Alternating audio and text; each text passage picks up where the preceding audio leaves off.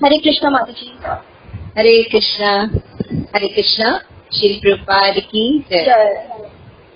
ओम अज्ञानतिमिरान्धस्य ज्ञानाञ्जनशलाकया चक्षुरुन्मिलितं तस्मै श्रीगुरुवे नमः। श्री चैतन्य मनोभीष्टं स्थापितं येन भूतले स्वयं रूप तदाम्यं सिद्धान्ति स तदान्तिकम्। Hare Krishna Krishna Krishna Hare Hare, Hare Ram Ram Ram Hare Hare. Hare Krishna. Welcome you all in the class. Hare Krishna. Hare Krishna माता। हाउ आर यू माता जी? I am fine. आप कैसे हैं? Yes, we are all fine. So, जैसा कि हम लोगों ने शुरू किया है श्रील प्रभुपाद की स्मॉल बुक, उसमें हम फर्स्ट बुक पढ़ रहे हैं, perfect question and perfect answer, पूर्ण प्रश्न और पूर्ण उत्तर। ये श्रील प्रभुपाद की बहुत ही फेमस बुक है और इस बुक में उन्होंने दिखाया है कि किस तरह से कृष्ण कॉन्शियसनेस जो है वो अगर कोई अपनाता है तो उसके जीवन में क्या क्या चेंजेस आते हैं। तो ये बुक मेरे लिए लिखी गई है, बॉब कोहेन ने लिखी है और उनका ये ऑटोबायोग्राफी टाइप का है कि किस तरह से वो आध्यात्म के बारे में कुछ नहीं जानते थे और विदेश में पले थे। उसके बाद उन्होंने श्री प्रभुपाद के साथ उनका कांटेक्ट हुआ, उन्होंने कई साल तक श्री प्रभुपाद से कई कन्वर्सेशन हुए, कई बातें सीखी और जब वो श्री प्रभुपाद के सामीप्य प्राप्त हुआ उनको, तो उनको एक रियलाइजेशन हुआ कि यही उनके जीवन का लक्ष्य है और लास्ट में उन्होंने जाके दीक्षा ली। तो ये सफर है पूरा, ये परफेक्ट क्वेश्चन है परफेक्ट आंसर। उसमें उन्होंने ऐसी ऐसी जिज्ञासा की है भगवान के बारे में, आध्यात्म के बारे में, जो सबकी नेचुरल जिज्ञासा होती है। आप सभी बच्चों की भी जिज्ञासा हो सकती है ये सब। It is a wonderful book और इसमें हम अपने सारे क्वेश्चंस के आंसर देख पाएंगे कि what is the right answer. क्योंकि आंसर्स तो बहुत होते हैं, लेकिन आज हम शास्त्र के अनुसार भी कैसे कैसे आंसर्स होते हैं, तो सुनने पर ही हमें सेटिस्फैक्शन फील होगा। तो आइए शुरू करते हैं। तो आज का भूमिका पढ़ लेते हैं आज। जी माता जी। यस। भूमिका। श्रील प्रभुपाद से मिलने के पहले भगवान, आध्यात्मिक जीवन आदि शब्द मेरे लिए बहुत अस्पष्ट थे। मुझे धर्म में सदैव से रुचि रही है, परंतु कृष्ण भावना भावित भक्तों से मिलने के पहले मुझ में आध्यात्मिक जीवन के विषय में सफल जिज्ञासा हेतु वांछित दृष्टिकोण नहीं था। किसी कृष्णा का अस्तित्व होना तो साधारण ज्ञान है, परंतु भगवान कौन है, मैं कौन हूँ? मैंने एक यहूदी विद्यालय में जाकर प्राचार्य दर्शन का अध्ययन किया था, परंतु मुझे अपने प्रश्नों का संतोषजनक उत्तर कभी नहीं मिल सके थे। मैंने हरे कृष्ण मंत्र को सर्वप्रथम वर्ष 1968 के अंत में न्यूयॉर्क के ग्रीनविच गांव में सुना था। हरे कृष्ण कृष्ण कृष्ण हरे हरे, हरे राम राम राम हरे हरे। ये कीर्तन बेहद था और मुझे इससे बहुत शांति मिली। मेरा मन इससे बहुत प्रभावित हुआ और मुझे शीघ्र ही इस बात पर खेद हुआ कि मैंने भक्तों से एक पत्रिका क्यों नहीं खरीदी। जैसा मुझे बाद में स्पष्ट किया गया, मुझे एक आध्यात्मिक बीज आरोपित हो चुका था, जो कालांतर में भगवान भगवत प्रेम के रूप में प्रस्फुटित हो सकता था। कई महीनों के बाद हरे कृष्ण मंत्र से अंकित एक कार्ड मुझे मिला। इस कार्ड में यह आश्वासन था, भगवान के इन नामों का जप करो और आपका जीवन शुद्ध हो जाएगा। मैं इन्हें समय समय पर जपता था और ये मंत्र वास्तव में मन को शांति का अनुभव प्रदान करता था। कॉलेज में रसायन शास्त्र में BS उपाधि के साथ स्नातक हो जाने पर 1971 में मैं शांति सेना में भर्ती हो गया और विज्ञान शिक्षक के रूप में पर भारत गया। वहाँ मैंने हरे कृष्ण आंदोलन के विषय में पूछताछ की। मैं इसके कीर्तन से बहुत आकर्षित हुआ था और इसके दर्शन ने तो मुझे कौतूहल उत्पन्न कर दिया था। इस आंदोलन की प्रामाणिकता को जानने के लिए तो मैं उत्सुक था। भारत आने से पहले मैं न्यूयॉर्क के कृष्ण मंदिर में अनेकों बार गया था, परंतु भक्त के दृश्य प्रत्यक्ष सादगीपूर्ण जीवन को स्वयं अपनाने के विषय में कभी नहीं सोचा था। कृष्ण भावनामृत भक्तों से मैं भारत में सर्वप्रथम कलकत्ता में अक्टूबर 1971 में उनके द्वारा आयोजित एक उत्सव के समय में मिला था। भक्तों ने योग का उद्देश्य था भक्तों ने योग का उद्देश्य तथा आध्यात्मिक जीवन के विषय में जिज्ञासा की आवश्यकता को मुझे समझाया। मुझे अनुभव होने लगा कि वे जिन अनुष्ठानों तथा विधियों का पालन करते थे वे उपाऊ अथवा भावनात्मक क्रियाएं नहीं थी, बल्कि एक बुद्धिपरक वास्तविक जीवन प्रणाली थी। आरंभ में मेरे लिए कृष्ण भावनामृत के दर्शन को समझना बहुत कठिन था। मेरे पश्चिमी पालन पोषण में अनेक सूक्ष्म ढंगों से मुझे ऐसी सरल वस्तुओं को देखने से रोका जो मुख पर नाक की भांति स्पष्ट थी। सौभाग्यवश भक्तों ने मुझे कुछ आधारभूत संयमों के पालन का अभ्यास करने के लिए सहमत कर लिया और इस प्रकार आध्यात्मिक जीवन हेतु मुझे कुछ अंतर्दृष्टि मिलने लगी। अब मैं स्मरण कर सकता हूँ कि आध्यात्मिक और दिव्य अस्तित्व के विषय में मेरी धारणाएं कितनी दूरवर्ती एवं सारहीन थी। मैं श्रील प्रभुपाद से इस समय 1971 के नवंबर में थोड़े समय के लिए मिला और उसके कुछ ही समय पश्चात मैंने शाकाहारी होने को निश्चित किया। मुझे शाकाहारी होने का गर्व था, परंतु बाद में श्रील प्रभुपाद ने मुझे याद दिलाया कि शाकाहारी का कबूतर भी होते हैं। 1972 की फरवरी में कलकत्ता में मैं कृष्ण भावनामृत के कुछ भक्तों से मिला, जिन्होंने मुझे मायापुर 90 मील उत्तर में स्थित एक पवित्र द्वीप के उत्सव में भाग लेने के लिए आमंत्रित किया।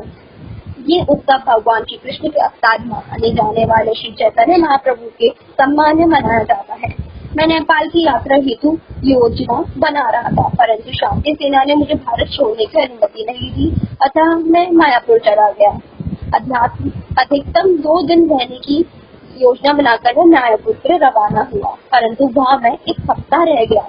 मैं ही उस द्वीप में एकमात्र पश्चिमी अभक्त व्यक्ति था और झूठी भक्तों और साथ में उन्हीं की भूमि पर रह रहा था। अतः कृष्ण भावनामृत का निकटता से अध्ययन करने का मुझे अपूर्व अवसर मिला। उत्सव के 3 दिन मुझे श्री प्रभुपाद के दर्शनार्थ बुलवाया गया। वे एक छोटी सी कुटिया में रह रहे थे जो आधी ईंटों से बनी थी तथा आधी फूस से ढकी हुई थी। इस कुटिया में फर्नीचर की 2 या 3 साधारण चीजें थी। श्री प्रभुपाद ने मुझे बैठने के लिए कहा, फिर उन्होंने पूछा, आप कैसे हैं और क्या आपको कुछ पूछना है? भक्तों ने मुझे समझा दिया कि श्री प्रभुपाद मेरे प्रश्नों का उत्तर दे सकेंगे क्योंकि वे प्रमाणिक गुरु शिष्य परंपरा से प्रतिनिधि हैं। मैंने सोचा कि श्री प्रभुपाद वास्तव में जानते होंगे कि संसार में क्या हो रहा है। अंततोगत्वा उनके शिष्यों ने इसका दावा किया था। मैं उनका प्रशंसक था और उनका आदर करता था, अतः मन में इस बात को ध्यान में रखकर मैंने प्रश्न पूछना आरंभ किया। अनभिज्ञता से मैं एक आध्यात्मिक गुरु के पास पहुंच गया और वह भी निर्धारित विधि से आध्यात्मिक जीवन के विषय में नम्रता से प्रश्न पूछने के द्वारा। श्री प्रभुपाद मुझसे प्रसन्न प्रतीत हुए और आगामी कई दिनों में उन्होंने मेरे प्रश्नों के उत्तर दे दिए। मैंने अधिकतर प्रश्न शैक्षिक ढंग से पूछे थे, परंतु उन्होंने सदैव व्यक्तिगत ढंग से उत्तर दिए जिससे मैं वास्तव में आध्यात्मिक जीवन ग्रहण कर सकूं। उनके उत्तर तर्कसम्मत, वैज्ञानिक, संतोषजनक और आश्चर्यजनक ढंग से स्पष्ट थे। श्री प्रभुपाद तथा उनके शिष्यों से मिलने के पहले आध्यात्मिक जीवन मिलने सदैव अस्पष्ट एवं धुंधला था, परंतु श्री प्रभुपाद के साथ वार्तालाप यथार्थवादी, स्पष्ट एवं प्रेरक थे। श्री प्रभुपाद धैर्य से मुझे ये समझाने की चेष्टा कर रहे थे कि भगवान श्री कृष्ण अर्थात परमेश्वर ही सर्वोच्च भोक्ता है, परम मित्र एवं सर्वोच्च स्वामी है। इस स्पष्ट सिद्धांत को स्वीकार करने से पूर्व मैंने बहुत सी बाधाएं उपस्थिति की। ये कि भगवान को समझने के लिए ईश भावना के संबंध में मुझे गंभीर होना पड़ेगा इत्यादि, परंतु श्री प्रभुपाद अनवरत से तथा दयालुता से मुझे प्रेरित करते हैं। यद्यपि अपने भावों को प्रकट करने की योग्यता का मुझे वो अभाव था, श्री प्रभुपाद ने मेरी प्रत्येक जिज्ञासा को समझा और पूर्णता के साथ उत्तर दिया। बॉब कोहेन, आप देख 14 अगस्त 1970। बॉब कोहेन का देखिए कितना सुंदर कन्वर्सेशन है। उन्होंने अपनी रियलाइजेशन बताई कि किस तरह वो श्री प्रभुपाद से मिलने से पहले वो जिज्ञासा तो करते थे, कई यहूदी विद्यालय में भी गए, लेकिन उनको सेटिस्फैक्शन नहीं प्राप्त हुआ। भगवान के बारे में, अपने बारे में, संसार के बारे में तो ज्यादा समझा नहीं था लोग बाकी जगह। और उनको सबसे अच्छा जो एसोसिएशन लगा वो था हरे कृष्णा डिवोटी का। तो कैसे डिवोटी से मिले, फिर डिवोटी से हमें प्रभुपाद के लिए मिलाया, और कैसे भगवान ने भी देखो योजना बनाई कि वो भारत आए और फिर मायापुर आए और मायापुर में श्री प्रभुपाद का एसोसिएशन किया। और उन्होंने देखा कि उनका झुकाव था श्री प्रभुपाद के प्रति, क्योंकि श्री प्रभुपाद की पर्सनैलिटी ऐसी है कि देखने से बहुत ओजस्वी लगते थे श्री प्रभुपाद को। श्री प्रभुपाद बहुत ही ज्यादा वैभवशाली लगते हैं, बहुत इंटेलेक्चुअल, गंभीर और भगवान के प्रिय दिखते थे। तो कोई भी व्यक्ति बहुत जल्दी श्री प्रभुपाद से अपनत्व डेवलप कर सकता है ना। तो श्री प्रभुपाद की पर्सनैलिटी ऐसी थी, तो वो कोहिन भी उनसे प्रभावित हुए बिना नहीं रहे, उनका आदर करते थे।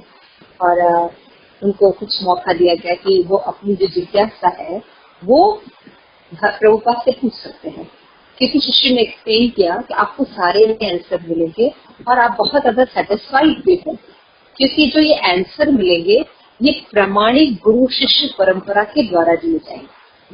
This is very important. Shri Prabhupada की मूवमेंट में श्री प्रभुपाद के सक्सेस का यही राज है कि उन्होंने जो भी ज्ञान प्रेजेंट किया वो एज इट इज ज्ञान, जो भगवान ने प्रेजेंट किया, जो प्रमाणिक गुरु शिष्य परंपरा में ज्ञान है, उसमें बिना कोई अपना मेंटल स्पेकुलेशन या अपना मत दिए हुए श्री प्रभुपाद ने एज इट इज भगवान को प्रेजेंट किया। तो इसका रिजल्ट क्या हुआ कि पूरी दुनिया में आज 7 कॉन्टिनेंट, अंटार्कटिका तक में श्री प्रभुपाद की भगवत गीता पढ़ी जाती है, क्योंकि जीव की खोज है, ये जीव के हृदय की प्यास है, और जीव के हृदय की प्यास भगवान बहुत अच्छे से जानते हैं। तो भगवान जब कोई बात बताते हैं तो उससे जीव की सारी जो पिपासा है, जो इच्छा है, जो जो असंतोषजनक फीलिंग है, वो सारी शांत हो जाती है। और बहुत ही साइंटिफिक और संतोषजनक, यहाँ पे वर्ड यूज किया मैंने, कि प्रभुपाद ने उनको जो आंसर्स दिए वो उनको बहुत ही ज्यादा संतोषजनक लगे और बहुत स्पष्ट थे और वैज्ञानिक थे। ऐसा नहीं कि भावपूर्ण थे, बल्कि वो समझ में आते थे और उनके तर्क बहुत ही अच्छे होते, बहुत ही वैज्ञानिक होते। तो इस तरह से हम देखते हैं कि जब हम प्रामाणिक गुरु शिष्य परंपरा में ज्ञान लेते हैं तो हमारे सारे प्रश्न के उत्तर मिल जाते हैं। और हम देखते हैं कि भक्ति को वैज्ञानिक ढंग से, प्रभुपादिका मैं अकेला ही आया हूँ और चैतन्य महाप्रभु की जो भक्ति का साइंस है उसको मैं आपको बताने का। तो श्री प्रभुपाद हिंदू धर्म का प्रचार नहीं कर रहे, श्री प्रभुपाद क्या प्रचार कर रहे, सनातन परंपरा का प्रचार कर रहे थे, जो हर जीव का धर्म है। और आजकल जितने भी बड़े बड़े लोग हैं, जितनी भी चीजें वो बताते हैं, उसमें वो अपनी मन की बात करते हैं। इस कारण से कभी भी भगवान को प्रकट नहीं करते, ये आसुरी प्रवृत्ति। लेकिन श्री प्रभुपाद एकमात्र व्यक्ति थे जिन्होंने एज इट इज ज्ञान दिया हमारे सनातन धर्म का।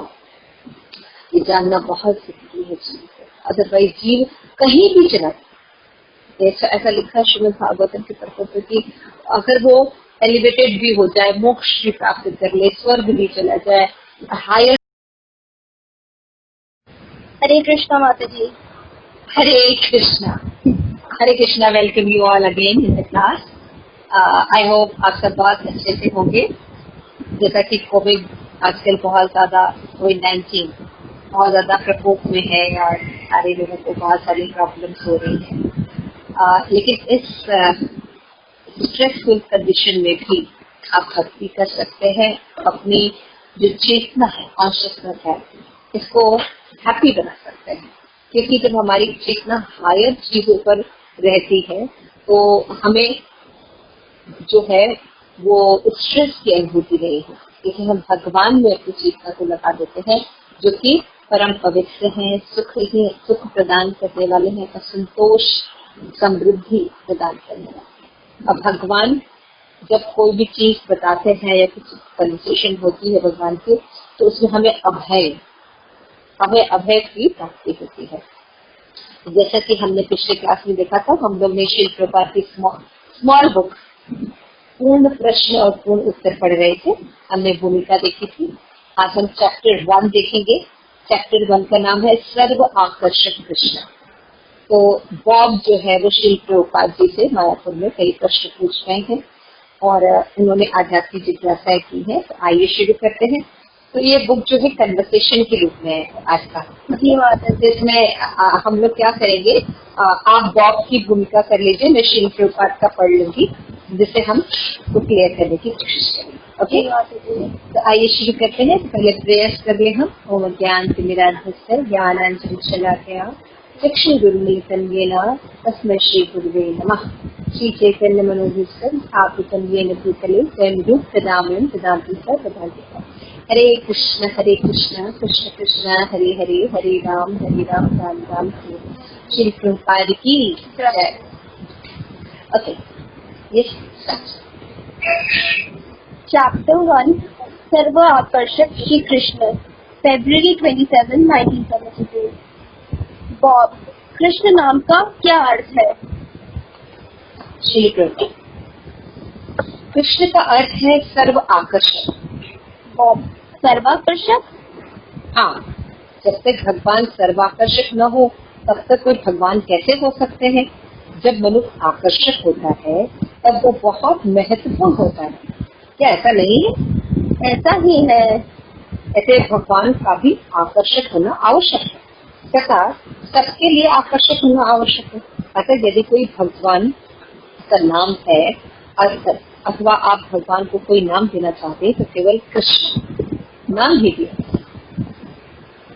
किंतु केवल कृष्ण नाम ही क्यों? क्योंकि वे सर्वाकर्षक। कृष्ण का अर्थ ही है सर्वाकर्षक। ओह, समझा। हाँ, भगवान को कोई नाम नहीं है किंतु हम उन्हें उनके गुणों के अनुरूप नाम देते। यदि कोई मनुष्य अति सुंदर होता है तो उसे सुंदर कहते हैं, यदि कोई व्यक्ति अति बुद्धिमान होता है तो बुद्धिमान कहते हैं। अतः नाम गुण अनुसार दिया जाता है और भगवान सर्वाकर्षक है।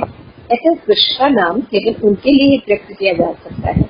कृष्ण का अर्थ है सर्व आकर्षक, ऑल अट्रैक्टिव।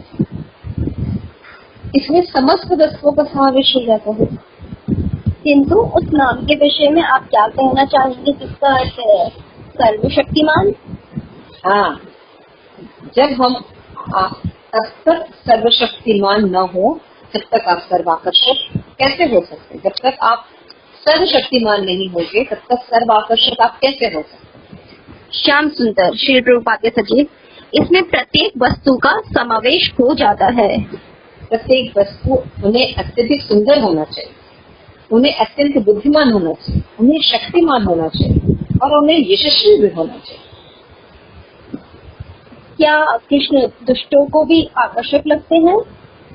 अरे हाँ, सबसे महान दुष्ट भी थे। कैसे?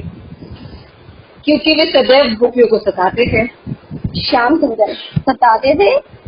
हाँ, कभी कभी जब राधा रानी बाहर जाती थी कृष्ण पर धावा बोल देते थे, तब वे गिर जाते थे और कहते कृष्ण ऐसा ऐसे मत सताओ। वे दोनों गिर जाते थे। इस कृष्ण शब्द का आवेदन का चुंबन ले लेते थे। इस प्रकार राधा रानी अत्यंत प्रसन्न हो जाती थी। तो ऊपर से कृष्ण को महानतम दुष्ट थे।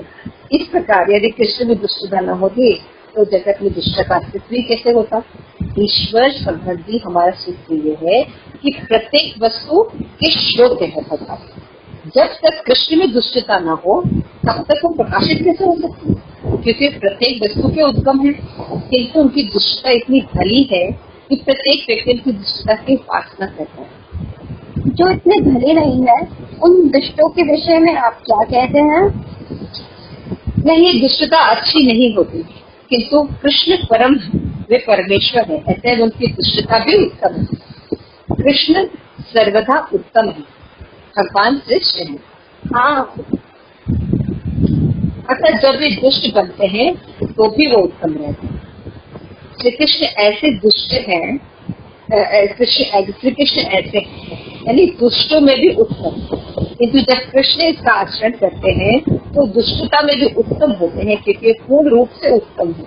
यह तथ्य व्यक्ति को समझना चाहिए। तो यहाँ पे जो श्री प्रभुपाद बता रहे हैं कि हर चीज जो है वो भगवान की शोभा, ठीक है ना, भगवान से निकलती है। तो भगवान में अगर नॉटीनेस है, नटखटपन है, धूर्तता है, दुष्टता है, तभी दुनिया में ये दिखाई देती है। लेकिन जीव में और भगवान में अंतर नहीं है। भगवान अगर चोरी भी करते हैं या भगवान धोखा भी देते हैं या भगवान ठगाई भी करते हैं या धृष्टता भी दिखाते हैं, तो वो भी उत्तम होता है। उसमें हानि नहीं होती बल्कि रस मिलता है।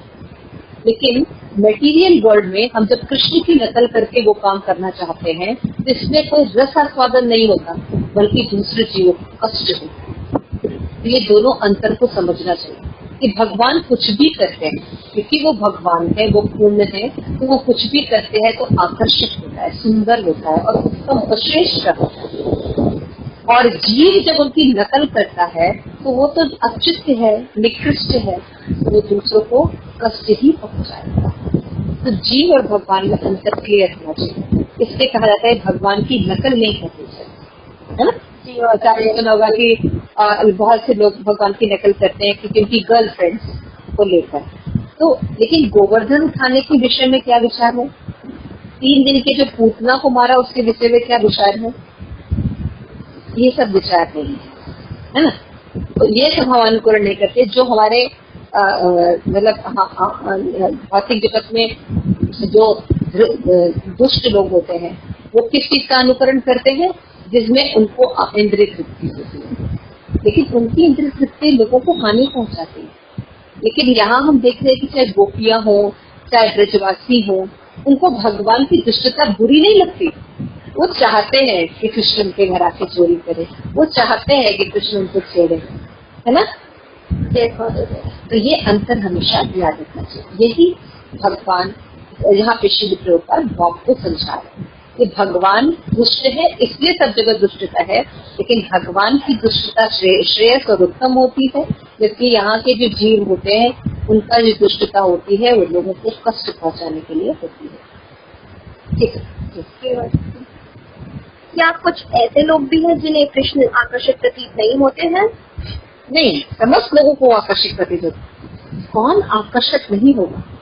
एक उदाहरण तो दीजिए। ये मनुष्य का जीव कृष्ण के प्रति आकर्षित नहीं है, ऐसा एक भी व्यक्ति तो नहीं है। जरा खोज के बताइए किसी ऐसे व्यक्ति को जिस जीवन में ऐसे कार्य करने की इच्छा हो जिन्हें वह गलत समझता हो, किंतु जिसे शक्ति, प्रतिष्ठा अथवा धन प्राप्त करने की इच्छा हो, हाँ, उसे भगवान अनाकर्षक प्रतीत हो सकते हैं। हो सकता है कि उसे भगवान आकर्षक प्रतीत ना हो क्योंकि भगवान उसे अपराध की भावना प्रदान करते हैं। नहीं, भगवान नहीं, उसका आकर्षण शक्तिमान बनने की ओर है। भगवान शक्तिमान है, धनवान बनना चाहते हैं, है ना।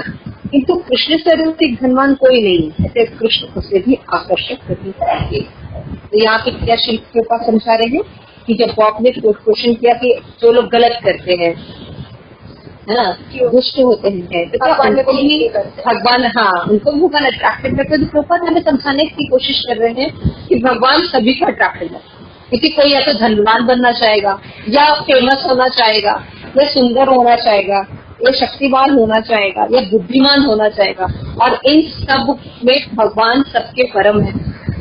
तो अल्टीमेटली वो कुछ भी चाहेगा और आकर्षक लगेगा तो वो कृष्ण ही है। तो कृष्ण सभी के लिए आकर्षक होगा। यदि धनवान बनने की कामना रखने वाले व्यक्ति कृष्ण की स्तुति करता है तो क्या वह धनवान बन जाएगा? हाँ, अवश्य। वह इस साधन से धनवान बन सकता है? अवश्य। कृष्ण सर्वशक्तिमान है, ऐसे यदि आप संपन्न बनने के लिए कृष्ण से प्रार्थना करें तब कृष्ण आपको संपन्न बना देंगे। यदि कोई व्यक्ति दुराचारी जीवन व्यतीत करता है किंतु संपन्न बनने के लिए प्रार्थना करता है तब भी वह संपन्न बन सकता है। हाँ, कृष्ण की स्तुति करना दुराचार नहीं। हाँ, किसी न किसी प्रकार वो कृष्ण से प्रार्थना करता है, आप ये नहीं कह सकते कि वो दुराचार है। जी हाँ, भगवद गीता में कृष्ण कहते अपनी चेतसु दुराचारो भजते माम अनन्यथा। क्या आपने इसे पढ़ा है? जी हाँ, संस्कृत मुझे नहीं आती किंतु अंग्रेजी आती है। अच्छा। यदि अत्यंत दुराचारी व्यक्ति भी मेरी स्तुति करता है हाँ उसकी उन्नति होगी। यस। श्री प्रभुपाद देखिए यहाँ पे बहुत ही ज्यादा दयालु मूर्ति है ना। बॉब उनको समझाने की कोशिश कर रहे हैं कि अगर कोई व्यक्ति दुराचारी है तो क्या मतलब, और फिर भी भगवान से कहता है भगवान मुझे धन चाहिए, तो भगवान दे देते हैं। तो यहाँ पे प्रभुपाद कहते हैं हाँ, क्योंकि भगवान बहुत दयालु है, क्योंकि जीव उनका अंश है। तो वो अगर प्रेयर करता है तो भगवान उसका दुराचार नहीं देखते, बल्कि उसकी प्रार्थना को देखते हैं और उसको जो उसकी कामना रहती है धनवान बनने की, उसको पूरा क्योंकि पिता है ना। ये बात श्री प्रभुपाद को समझाने की कोशिश करते कि कितने दयालु है भगवान, कितना प्रेम करते हैं जीवों से। शास्त्र में कहा गया है कि हजारों करोड़ों माएं भी मिलकर भगवान की करुणा का एक बूंद भी नहीं बन सकता, इतना भगवान जीव को प्यार करते हैं। आगे बढ़िए। हमारे श्री प्रभुपाद का है। हाँ, जैसे कि वो कृष्ण की स्तुति करना प्रारंभ करता है वो दुराचारी नहीं रहता, ऐसे कृष्ण सर्वाकर्षक।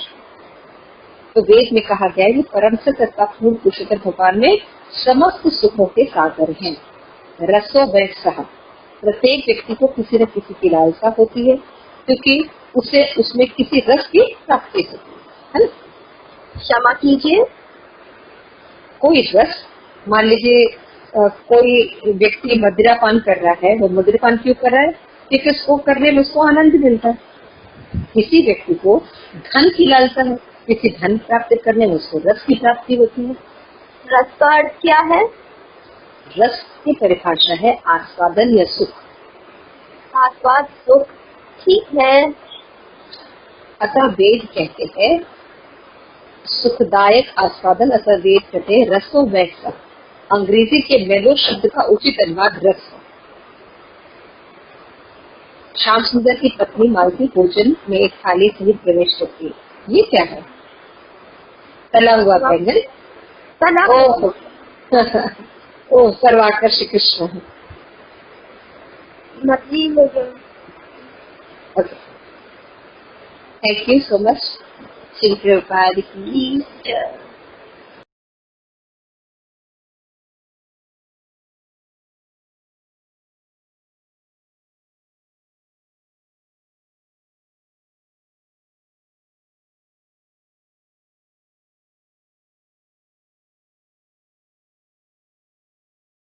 जैसे नॉर्मल जब हम भक्ति शुरू करते हैं तो नव आगंतुक लोग होते हैं या न्यू कमर्स होते हैं, उनके जनरली ऐसे क्वेश्चंस होते हैं, ऐसे डाउट्स होते हैं, तो वो हमें हेल्प मिलेगी। तो कल हमने तीन सिद्धांत के ऊपर बेसिक चर्चा हुई थी। वो की फर्स्ट चर्चा थी कि कृष्ण है कौन, हु इज कृष्णा। तो प्रभुपाद ने आंसर दिया कि all attractive, Krishna is all attractive. भगवान सर्व आकर्षक है। भगवान क्या है? सर्व आकर्षक है। तो दुनिया में बहुत सी चीज आकर्षक होती है, लेकिन जो सबको आकर्षित कर ले और सबसे ज्यादा आकर्षक कोई ना हो, वो है कृष्ण। फिर हुआ कि सर्व आकर्षक को और थोड़ा सा डिटेल में बताने के लिए तो श्री प्रभुपाद ने बताया था कि भगवान वो व्यक्ति हो सकता है जिसके अंदर 6 ऐश्वर्य हो। और कैसे हो? पूर्ण मात्रा में, ऐसा नहीं थोड़ी मात्रा में।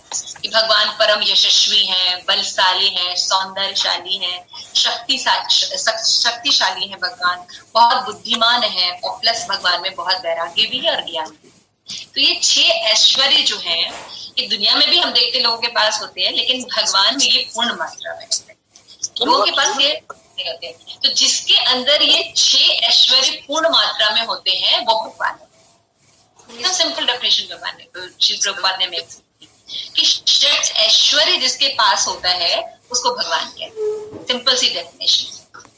फिर उसके बाद बॉब का प्रश्न था कि अगर हमें कुछ चाहिए तो हमें भगवान से प्रार्थना करनी चाहिए। तो प्रभुपाद ने कहा हाँ, अगर हमें चाहिए या नहीं चाहिए, क्योंकि वो भगवान है, इसलिए क्या करनी चाहिए? हमें कुछ भी चाहिए या नहीं चाहिए, हमें हमेशा भगवान की भक्ति करनी चाहिए, प्रेयर्स करनी चाहिए।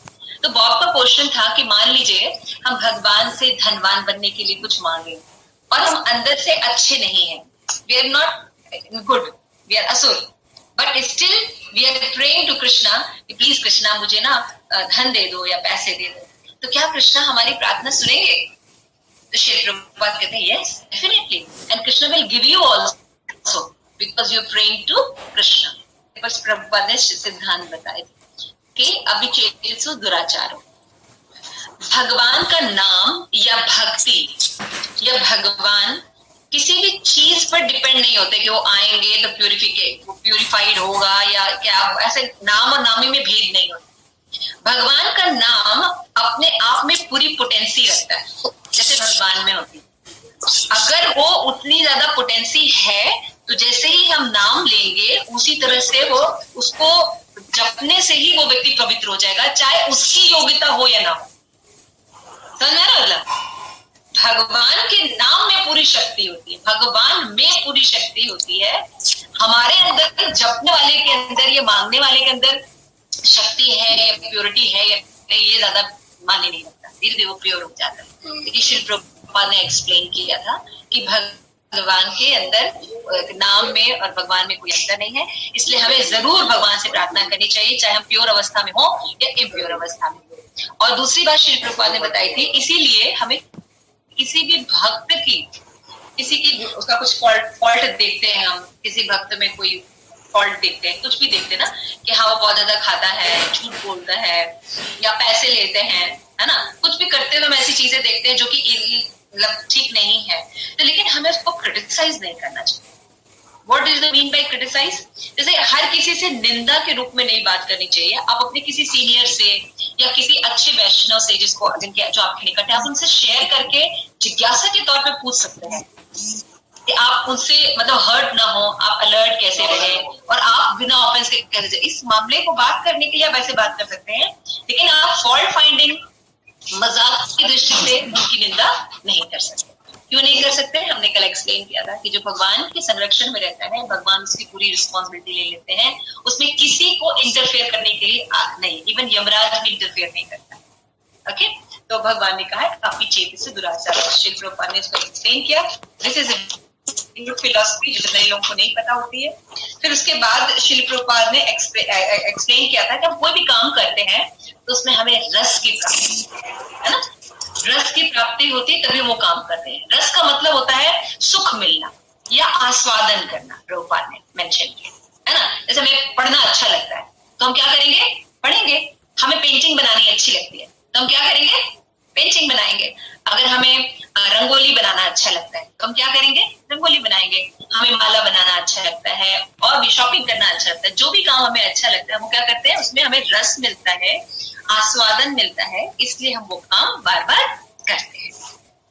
तो प्रभुपाद ने बताया कि रस का मतलब होता है सुख मिलना। तो इसके बाद हम पढ़ेंगे। आज हमारे प्रभुपाद का यशिका करेगी, प्रभुपाद की जितनी भी बातें होंगी बॉब का प्रियदर्शनी करेंगी,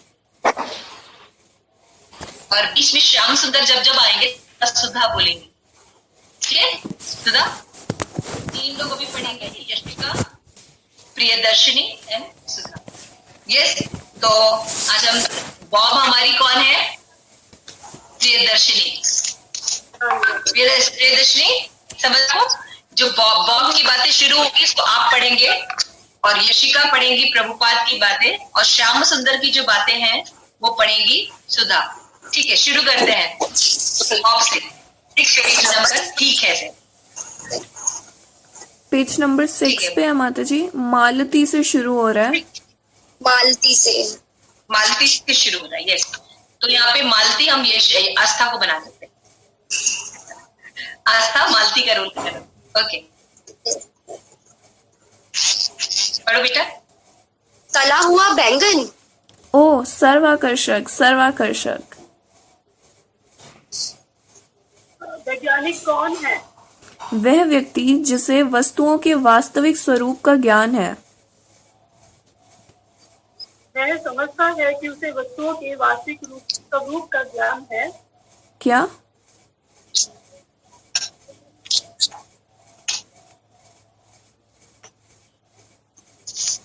वह आशावान है कि उसे वस्तुओं के वास्तविक स्वरूप का ज्ञान है। नहीं, उसे ज्ञात होना चाहिए। हम वैज्ञानिक के समीप जाते हैं क्योंकि यह समझ जाता है कि उसे वस्तुओं का यथार्थ ज्ञान है। वैज्ञानिक का अर्थ है वह व्यक्ति जिसे वस्तुओं के यथार्थ रूप का ज्ञान है। कृष्ण की प्रकार उत्तम वैज्ञानिक है? क्योंकि उन्हें प्रत्येक वस्तु का ज्ञान है। वैज्ञानिक वह है जिसे किसी विषय वस्तु का संपूर्ण ज्ञान होता है, वही एक वैज्ञानिक है। कृष्ण वह सर्वज्ञ हैं। अभी मैं विज्ञान का एक संस्थापक हूँ। हाँ, शिक्षा दे रहे हैं, किंतु जब तक आपको पूर्ण ज्ञान ना हो, आप किस प्रकार शिक्षा दे सकते हैं? यही हमारा प्रश्न है।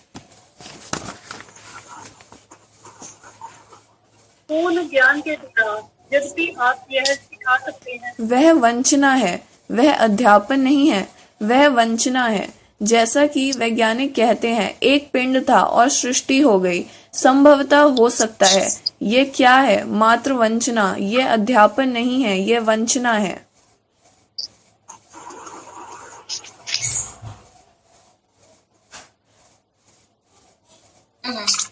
आगे बॉब।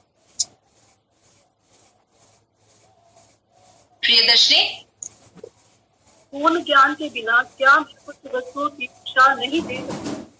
उदाहरणार्थ, आपको जिस सीमा तक ज्ञान है, उतनी शिक्षा आप दे सकते हैं। हाँ, किंतु मुझे अपने ज्ञान से अधिक की शिक्षा देने का दावा नहीं करना चाहिए। हाँ, वह वंचना है। दूसरे शब्दों में, आंशिक ज्ञान से मनुष्य सत्य की शिक्षा नहीं दे सकता है। हाँ, ऐसा करना किसी भी मानव के लिए संभव नहीं है। मानव की इंद्रियां अपूर्ण होती हैं, अतः वह पूर्ण ज्ञान की शिक्षा किस प्रकार दे सकते हैं? मान लीजिए, सूर्य को आप एक थाली की भांति देखते हैं। आपके पास सूर्य के समीप जाने का कोई साधन नहीं है। यदि आप कहें कि हम दूरवीक्षण यंत्र अथवा अन्य उपकरणों के द्वारा सूर्य को देख सकते हैं, तब उनका निर्माण भी तो आपने ही किया है, तथा आप अपूर्ण हैं। तब आपका यंत्र पूर्ण कैसे हो सकता है? अतः सूर्य विषयक आपका ज्ञान अपूर्ण है। अतः जब तक आपको पूर्ण ज्ञान ना हो, सूर्य के विषय में शिक्षा मत दीजिए, यह वंचना है। यदि हम ये शिक्षा दे कि माना जाता है कि सूर्य की ये मतलब ये कि दूरी कितना 9 है करोड़ संस्कृत 30,000 में आई डोंट नो फील है तब जैसे ही आप माना जाता है कहते हैं, वह वैज्ञानिक तथ्य नहीं रहता है। तब मेरे विचार से लगभग समस्त विज्ञान अवैज्ञानिक। यही तो बात है।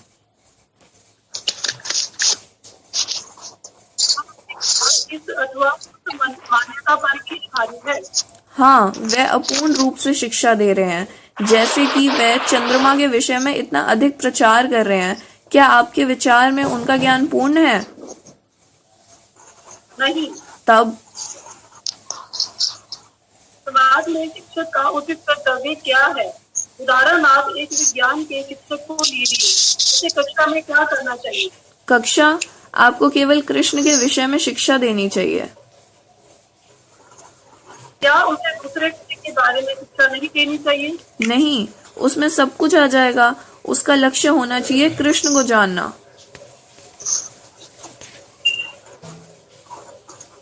क्या एक वैज्ञानिक विश्व को ध्येय मानकर अमल तथा क्षार के सम्मिश्रण के विज्ञान तथा इसी प्रकार के अन्य विज्ञान की शिक्षा दे सकता है? ऐसा कैसे हो सकता है?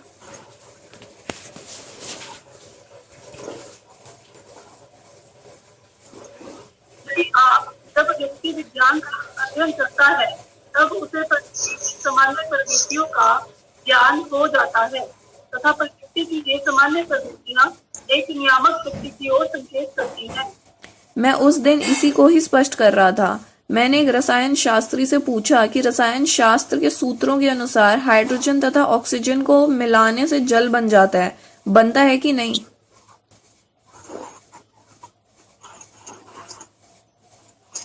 ये सबसे है। तो अटलांटिक महासागर तथा प्रशांत महासागर में एक विशाल परिमाण में जल है। उसके लिए रसायनों की कितनी मात्रा की आवश्यकता थी?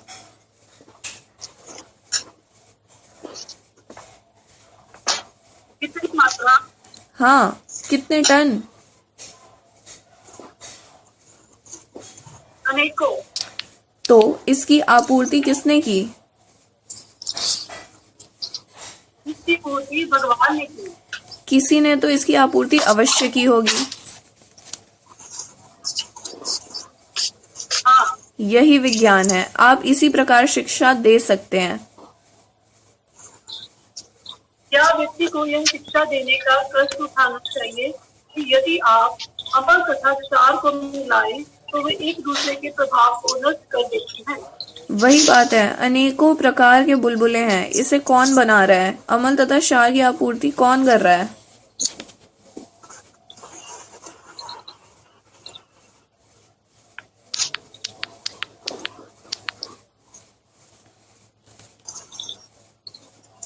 तब यह भी उसी स्रोत से प्राप्त होता है जिससे जल प्राप्त होता है। हाँ, जब तक आपके पास हाइड्रोजन तथा ऑक्सीजन ना हो, आप जल की रचना नहीं कर सकते हैं। अतः यहाँ एक विशाल, न केवल यह अटलांटिक तथा प्रशांत महासागर, अपितु करोड़ों ग्रह हैं तथा करोड़ों अटलांटिक तथा प्रशांत महासागर हैं। अतः हाइड्रोजन तथा ऑक्सीजन से इस जल की रचना किसने की तथा इसकी आपूर्ति किस प्रकार की गई? यही हमारा प्रश्न है। किसी ने तो इसकी आपूर्ति अवश्य की होगी, अन्यथा ये कैसे अस्तित्व में आया? बॉब का मैं पढ़ रही हूँ अभी।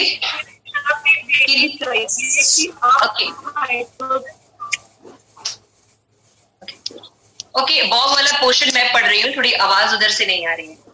किंतु क्या यह शिक्षा भी देनी यह भी शिक्षा देनी चाहिए कि हाइड्रोजन तथा ऑक्सीजन से जल किस प्रकार बना सकते हैं, उसको एक साथ जलाने की प्रक्रिया है, क्या इसकी भी शिक्षा देनी चाहिए? अर्थात हाइड्रोजन और ऑक्सीजन को एक साथ मिलाए जाएं।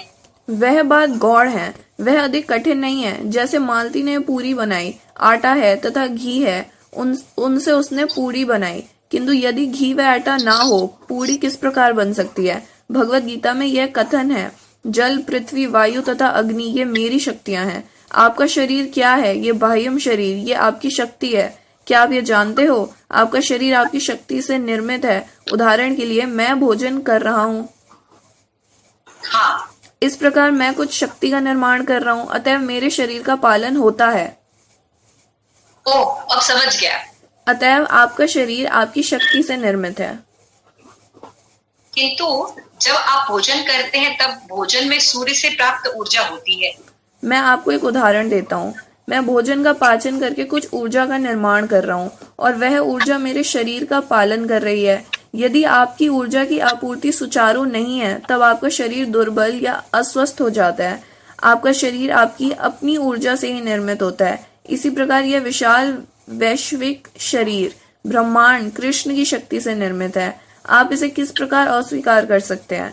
जिस प्रकार आपके शरीर का निर्माण आपकी शक्ति से हुआ है, उसी भांति ब्रह्मांड रूपी शरीर का निर्माण भी अवश्य किसी की शक्ति से हुआ होगा। वह कृष्ण है। ठीक है, तो यहाँ तक हमने पढ़ा और आज हम यहाँ के बारे में थोड़ा सा डिस्कस करना चाहेंगे। ठीक है, तो 6 पेज पर हम वापस आते हैं। तो श्री प्रभुपाद ने आज कुछ चीजें हमें एक्सप्लेन की वॉक के थ्रू। क्या चीज प्रभुपाद ने कहा? प्रभुपाद ने उन्होंने क्वेश्चन पूछा कि वो समझता है कि वस्तु का वास्तविक स्वरूप का ज्ञान, मतलब अगर हमें नॉलेज लेना है तो what is the way?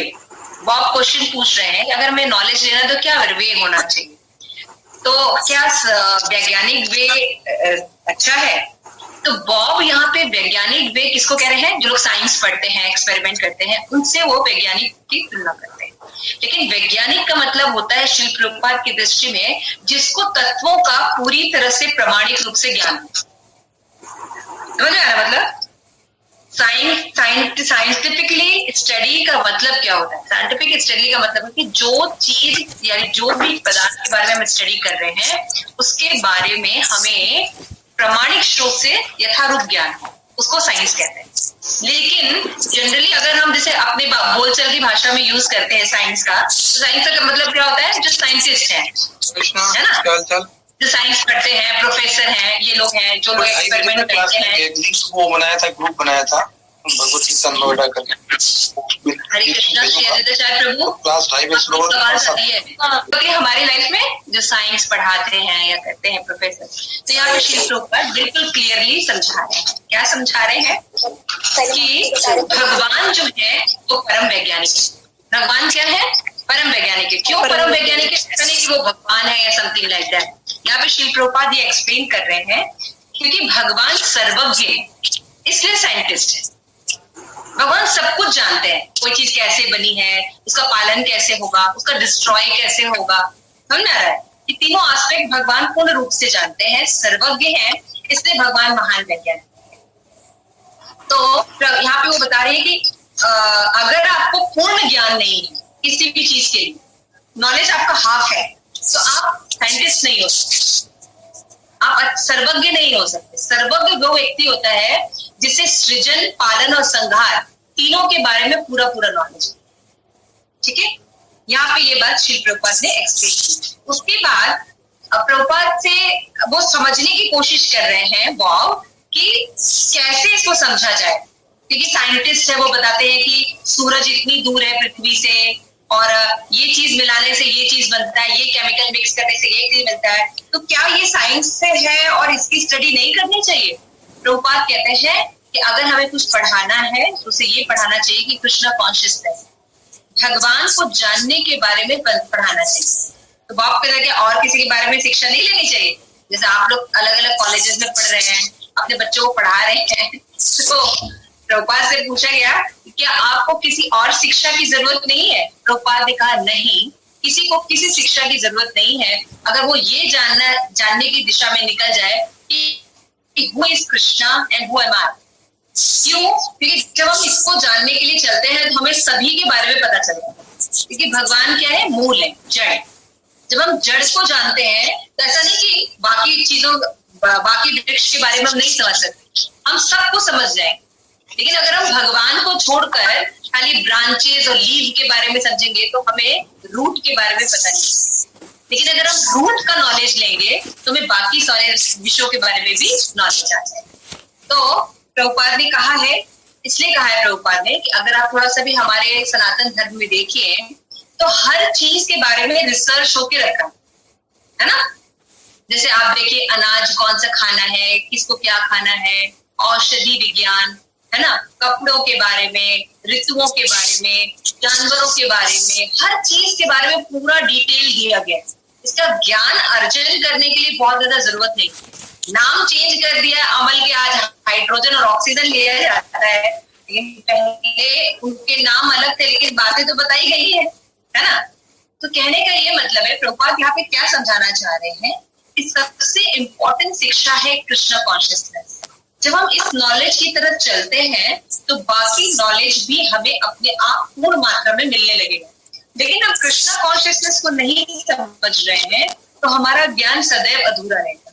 For example, जैसे अभी आप सब पढ़ते हैं तो आप सब के हिसाब से साइंस में हमारे सभी चीजों का स्रोत सन के पास हम जाते हैं, है ना। सूरज जो है उससे सब चीज की उत्पत्ति होती है, बारिश होता है, अनाज होता है, क्या होती है? सूरज से, राइट ना? I am right? Yes father. Raise your hand. Yes master.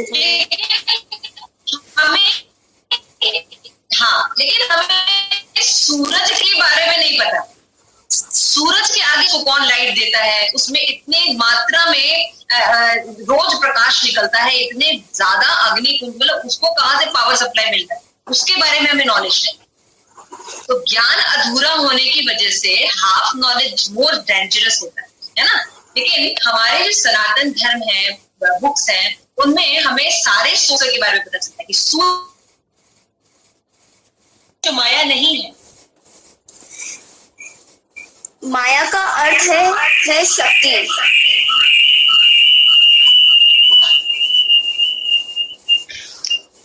इसका अर्थ शक्ति है। हाँ, माया तथा इसका दूसरा अर्थ है भ्रम। अतएव मूर्ख लोग शक्ति को शक्तिमान के रूप में स्वीकार कर लेते हैं।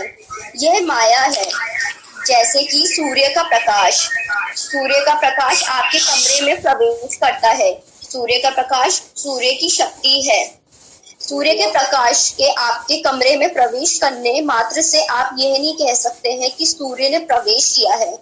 यदि सूर्य आपके कमरे में प्रवेश करेगा तब आपका कमरा, आप तथा प्रत्येक वस्तु समाप्त हो जाएगी। तत्क्षण आपको ये समझने का समय नहीं रहेगा कि सूर्य ने प्रवेश किया है ना। ऐसा ही है। किंतु आप यह नहीं कह सकते कि सूर्य का प्रकाश सूर्य नहीं है। सूर्य के बिना सूर्य का प्रकाश कहाँ है? अतः आप यह नहीं कह सकते हैं कि सूर्य का प्रकाश सूर्य नहीं है, किंतु साथ ही साथ ये सूर्य नहीं है। ये सूर्य है भी है तथा नहीं भी है। ये हमारा दर्शन है, अचिंत्य भिन्नता तथा अभिन्नता। भौतिक दृष्टि से आप ये विचार नहीं कर सकते हैं कि एक वस्तु एक ही साथ सकारात्मक तथा नकारात्मक दोनों ही शक्ति है। आप ये विचार नहीं कर सकते हैं। ये अचिंत्य शक्ति है। प्रत्येक वस्तु कृष्ण की शक्ति है, अतएव कृष्ण किसी भी शक्ति से स्वयं को प्रकट कर सकते हैं। अतएव जब हम मिट्टी, जल अथवा वैसे ही किसी वस्तु से निर्मित रूप में कृष्ण की उपासना करते हैं तो वह कृष्ण ही होती है। आप यह नहीं कह सकते हैं कि ये कृष्ण नहीं है। जब हम कृष्ण के इस धातु रूप की उपासना करते हैं वह कृष्ण है। यह एक तथ्य है क्योंकि धातु कृष्ण की एक शक्ति है, अतएव ये कृष्ण से अभिन्नता है तथा कृष्ण इतने शक्तिमान है कि वह अपनी शक्ति में स्वयं को पूर्ण रूप में प्रस्तुत कर सकते हैं। अतः ये मूर्ति पूजा धर्महीनता नहीं है। यदि आपको विधि ज्ञात है तब ये वस्तुत भगवान की उपासना है। यदि आपको विधि ज्ञात हो तो क्या मूर्ति कृष्ण बन जाती है? वह बननी चाहती है, नहीं, वह कृष्ण ही है। मूर्ति कृष्ण है, किंतु तभी जब आपकी विधि ज्ञात हो। हाँ, ठीक इसी विद्युत के तार की भांति ये विद्युत है जिसे प्रतिक्रिया ज्ञात है, वह इसे विद्युत प्राप्त कर सकता है। अन्यथा यह तार मात्र है। तार मात्र है। अच्छा, यदि मैं कृष्ण की एक मूर्ति बनाऊं तो ये तब तक कृष्ण नहीं है जब तक वह कृष्ण है, किंतु आपको ये समझने की प्रतिक्रिया ज्ञान होनी चाहिए कि वह कृष्ण है। वह कृष्ण ही है। वो केवल मिट्टी मात्र नहीं है। नहीं, कृष्ण के बिना मिट्टी का कोई अलग अस्तित्व नहीं है। कृष्ण कहते हैं, धरती मेरी शक्ति है। आप शक्ति को शक्तिमान से विलग नहीं कर सकते, ये संभव नहीं है। आप अग्नि से ताप को विलग नहीं कर सकते हैं, किंतु अग्नि ताप से तथा ताप अग्नि से भिन्न है। आप ताप ले रहे हैं, इसका अर्थ ये नहीं है कि आप अग्नि को स्पर्श कर रहे हैं। ताप विकीर्ण करने पर भी अग्नि अपना अस्तित्व बनाए रखता है। इसी तरह यद्यपि अपनी विभिन्न शक्तियों के द्वारा कृष्ण प्रत्येक वस्तु का निर्माण कर रहे हैं, वे कृष्ण ही रहते हैं। मायावादी दार्शनिक समझते हैं कि यदि कृष्ण सब कुछ है तब कृष्ण का अलग स्वरूप समाप्त हो जाता है। यह भौतिकतावादी विचार है। उदाहरण के लिए, थोड़ा थोड़ा करके इस दूध का पान करने से जब ये समाप्त हो जाता है तब और दूध नहीं रहता है, वह मेरे उदर में चला जाता है। कृष्ण इसके समान नहीं है, वह सर्वशक्तिमान है। हम सतह रूप से उनकी शक्ति का उपयोग कर रहे हैं, फिर भी वह उपस्थित है। ऐसा नहीं है कि सैकड़ों संतानों को उत्पन्न करने के कारण वह समाप्त हो गया है। इस भांति अपनी असंख्य संतानों होने पर भी भगवान अथवा कृष्ण का अस्तित्व बना रहता है। पूर्णस्य पूर्णमादाय पूर्णमेवावशिष्यते, क्योंकि वह परिपूर्ण है। यद्यपि इतनी अधिक पूर्ण इकाइयां उनसे निकलती हैं, तथापि वे पूर्ण ही शेष रहते हैं। यह कृष्ण भावनामृत है। कृष्ण का कभी अंत नहीं होता है। कृष्ण इतने शक्तिमान है, अतएव वे सर्वाकर्षक है। यह कृष्ण की शक्ति के प्रदर्शन का एक पक्ष है। इसी भांति उनका अनंत शक्तियां हैं। कृष्ण की इस शक्ति का अध्ययन एक पक्ष मात्र है तथा एक अंश का अध्ययन मात्र है। इस रीति से यदि आप कृष्ण का अध्ययन करते हैं तब वे कृष्ण भावनामृत है। यह एक मिथ्या वस्तु नहीं है। हो सकता है, संभवतः नहीं, पूर्ण रूप से यह है। और अध्ययन भी कभी समाप्त नहीं होता है। नहीं, कैसे हो सकता है? कृष्ण की शक्ति अनंत है। हरि बोल, हरि बोल, हरि बोल। आवाज आ रही है? जी, Yes, हरि बोल। Okay, continue. माता तो जी, श्याम जी अभी बोल रहे हैं और मतलब भी साढ़े- समाप्त नहीं होता, नहीं कैसे हो सकता है? कृष्ण की शक्ति अनंत है। तो इस यहाँ तक- पूरे चैप्टर में जैसे कि नाम है सर्व आकर्षक,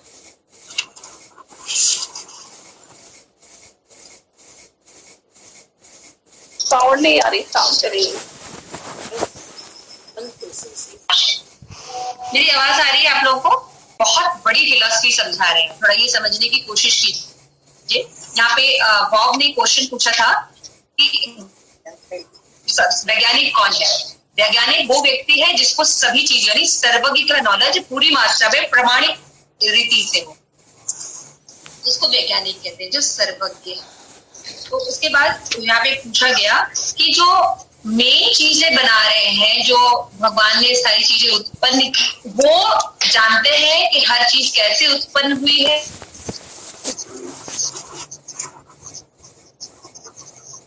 ये समझाने की कोशिश कर रहे हैं। हमारी फिलॉसफी, गौड़िया मध्य फिलॉसफी जो है वो है अचिंत भेदा भेद।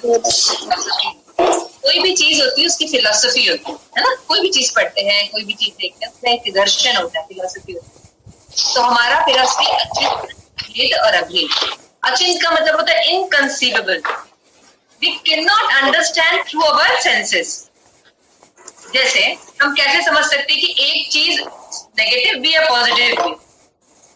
हमें कोई चीज या तो नेगेटिव होगी या तो पॉजिटिव होगी, राइट? यस माता जी, है ना? लेकिन हमें ऐसा एक्सपीरियंस नहीं कि कोई चीज नेगेटिव भी हो सकती है, पॉजिटिव भी हो सकती है। हमारी फिलॉसफी यही है कि एक चीज का नेगेटिव एस्पेक्ट होता है, पॉजिटिव एस्पेक्ट होता है। शक्ति में और शक्तिमान में क्या संबंध है? शक्ति अन भी है और शक्तिमान में अंतर भी है। जैसे मैं बोल रही हूँ, मेरी वॉइस मेरी ही शक्ति, मेरी वॉइस मेरी ही शक्ति है। लेकिन अगर आप मेरी वॉइस को रिकॉर्ड कर लीजिए और आप सुनिए, तो क्या वो मैं हूं? नहीं ना, वो मेरी वॉइस है, मैं नहीं हूं। समझ रहे मतलब? Priyadarshini, you are getting? हाँ जी माता जी। बात समझ में आ रही है? सुधा, बात समझ में आ रही है आपको? यस माता जी, यस। मेरी शक्ति में और मुझ में अंतर है, लेकिन वो मेरी ही शक्ति है, वॉइस मेरी ही है, ऐसा नहीं किसी और की है। उसी तरह से प्रभुपाद ने एग्जाम्पल दिया, सूरज है, सूरज का प्रकाश है। लेकिन अगर सूरज का प्रकाश हो है तो उसका ये नहीं होगा सूरज हमारे कमरे में आ गया, उसका प्रकाश हमारे कमरे में आएगा, उसकी लाइट हमारे कमरे में आएगी। का मतलब होता है कि हम जीव और भगवान समान भी हैं लेकिन भिन्न भी। भगवान और जीव, living beings and God is one and difference. Oneness भी है और डिफरेंस भी है। वननेस क्या है? जो भगवान की क्वालिटी है वही क्वालिटी हमारे अंदर भी है सबके साथ। लेकिन भगवान की क्वालिटी पूर्ण मात्रा में, हमारे अंदर वो बहुत छोटी मात्रा में, बहुत लिमिटेड होता है। जैसे हम लोग में भी बहुत से लोग सुंदर होते हैं, इंटेलिजेंट होते हैं, है ना, बहुत बलवान होते हैं, यशस्वी होते हैं, लेकिन कृष्ण जितने नहीं।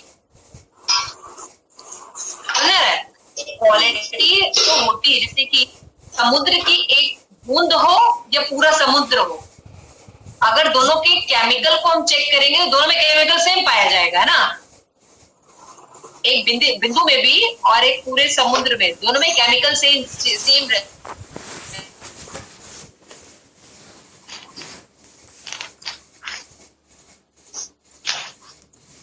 लेकिन मात्रा में वो अंतर होता है। ये है अचिंत्य भेदाभेद फिलॉसफी। यहाँ भगवान यहाँ पे प्रभुपाद और बॉब यही समझा है।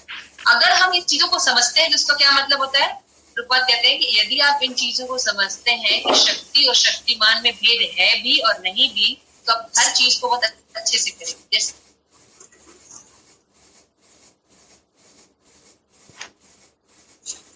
रही है तुम लोगों को। तो ये समझना बहुत जरूरी है कि किसी भी शक्ति में और शक्तिमान में सिमिलैरिटी भी होती है और विभिन्नता भी होती है। हमारी फिलोसफी इसको बोलते हैं अचिंत्य भेद और अभेद।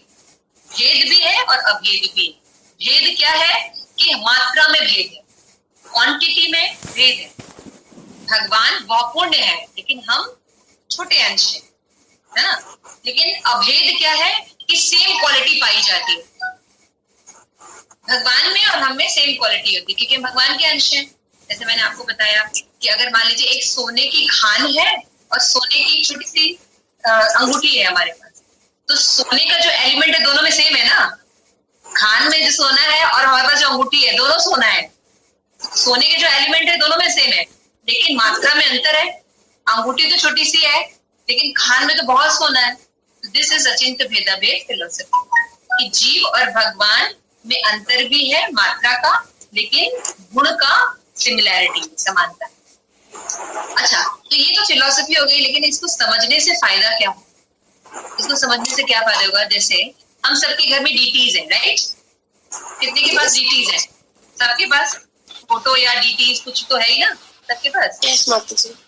तो भगवान में और ये फिलॉसफी क्लियर होने से हम डीटीज को कैसा बिहेव करते हैं? भगवान की तरह।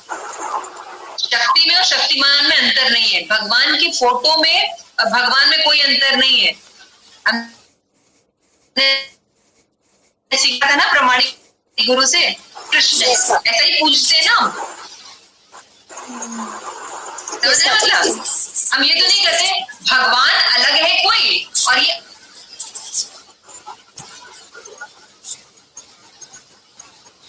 नहीं। मेरी आवाज आ रही है ना? यस माता जी। समझ में आ रहा है मतलब?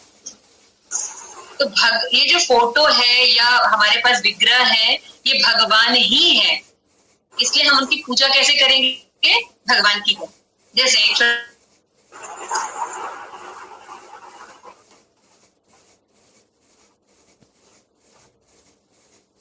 डंडे से मारोगे?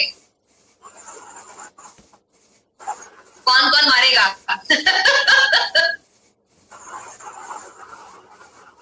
माता जी हरे कृष्णा, आपकी आवाज नहीं आ रही।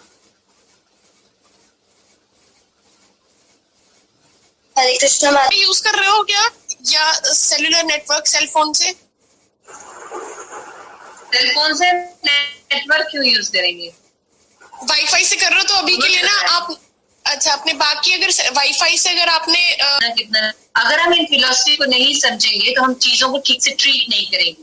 जब हमसे कोई पूछेगा कि अरे भगवान की पूजा करने की क्या जरूरत है, वो तो दिल में होते हैं, पूजा करने की दिखावा करने की क्या जरूरत है? तो हमें बताना होगा कि ये प्रोसेस हमें बताया गया है। भगवान तो है लेकिन हमारे पर इतनी क्वालिटी नहीं कि हम भगवान को देख सके, डायरेक्ट समझ सके। इसलिए भगवान ने हमें विग्रह के रूप में दिया है क्योंकि मटेरियल स्टेट में है ना, कंटेमिनेटेड स्टेट में है हम। संक्रमण है हमारे अंदर, रोग लगा हुआ है, हम भगवान को डायरेक्ट नहीं समझ सकते। इसलिए भगवान ने मटेरियल रूप में हमें दिखाया है कि वहां से अपनी सेवा करके अपने आप को शुद्ध करें तो हम डायरेक्ट भगवान के कनेक्शन में चले जाएंगे। तो ये जो विग्रह है या फोटो है यही भगवान है ना। फिलॉसफी समझ में आई? शक्ति शक्तिमान का ही पार्ट होता है लेकिन शक्तिमान भगवान नहीं है। सूर्य भगवान की ही एनर्जी है, भगवान की क्रिएशन है, लेकिन सूर्य भगवान नहीं है, लेकिन भगवान का ही है। समझ में आ रहा मतलब? हमारे अंदर और आपके अंदर भी भगवान है लेकिन हम आप भगवान नहीं है कि क्या? भगवान अलग है कृष्ण में है लेकिन एक भी है क्योंकि हम सबके अंदर भगवान। समझ में आ रहा है? तो हर चीज भगवान नहीं होती, भगवान ही भगवान होते हैं, लेकिन हर चीज भगवान की एनर्जी होती है, ये पता होता है, इसलिए हम उसकी रिस्पेक्ट करते हैं। समझ में आ रहा है मतलब?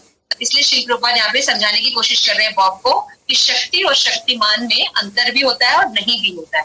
अंतर ये होता है कि हम जो है भगवान से मात्रा में अंतर है, क्वालिटी में अंतर है हमारा, क्वांटिटी में अंतर है हमारा, लेकिन क्वालिटी में अंतर नहीं, सेम है।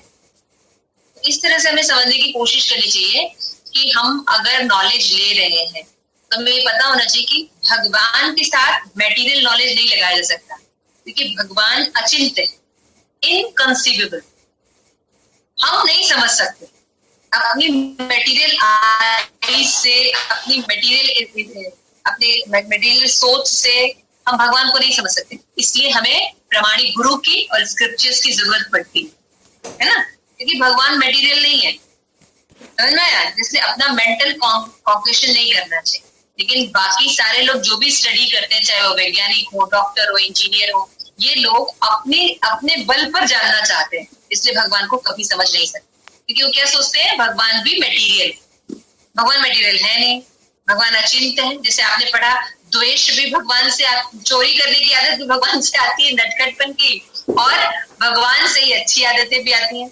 ये दोनों चीज एक साथ कैसे हो सकता है? भगवान दुष्ट कैसे हो सकते